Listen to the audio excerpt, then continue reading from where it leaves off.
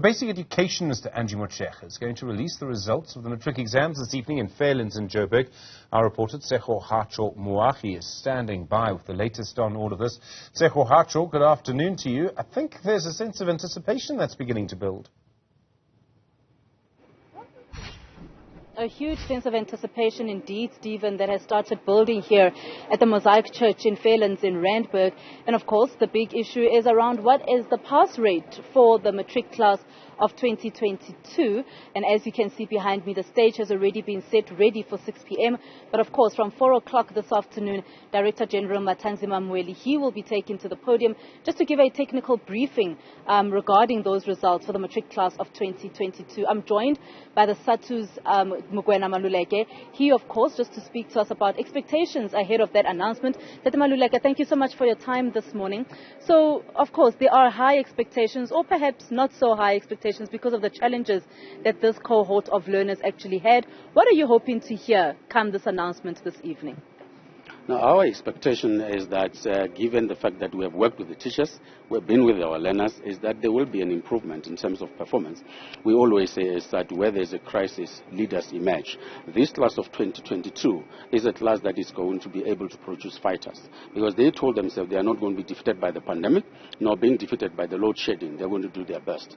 But it did not come cheap. Our teachers did not sleep. They have been working throughout, and there's mental health issues that we are already picking up because they made sure that these particular learners are ready for matric. How are these teachers then being assisted, with their mental health issues? You'd remember that in 2020, when schools were going to be reopened, there was a huge backlash to that. But here we are today with this cohort of learners. What are some of the assistance that the teachers are actually receiving to ensure that they are well enough once again to teach this year?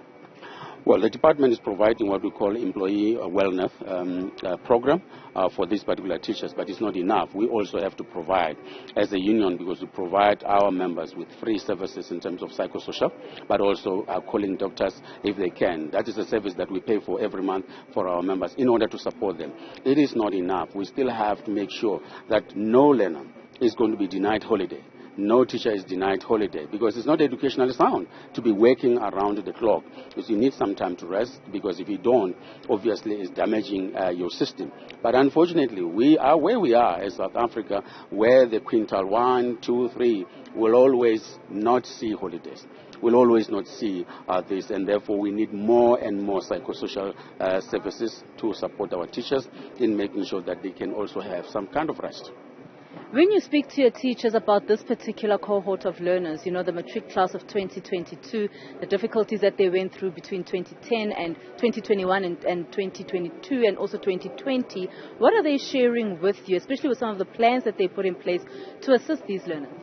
Well, the plans that they put in place basically was that majority of our quintile 1, 2, 3 had to sleep at school. That's one of the plans, over the weekend with their parents, but also they did not have holidays, they had to work throughout. But critical has always been extra classes.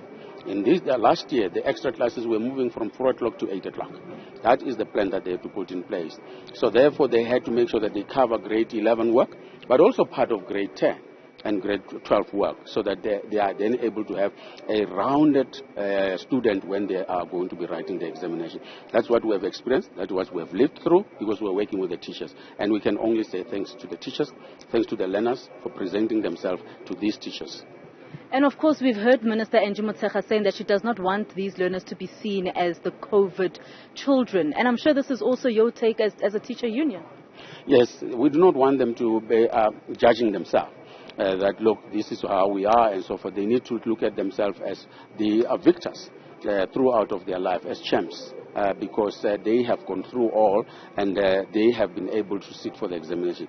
That is a big milestone for you to be able to go through what you could call challenges, but at the end of the day and said, look, we're going. Even the numbers are telling us that we have seen more learners being able to write the examination, and therefore we have seen the drop in terms of those who have not presented themselves to the examination.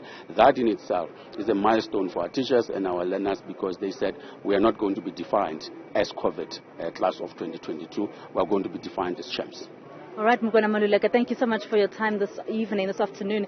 He, of course, is from SATU and just giving us details as the teacher union, what they are hoping to hear, saying that, they are expecting that it could be an improvement, actually, Stephen, from what Mugwana Maluleka is saying that in times of a crisis, that's when leaders are actually shown, and that's what he's expecting, that these learners would have done extremely well because of the crisis that they found themselves in during 2020 and 2021, and thus wanting to prove themselves. Stephen?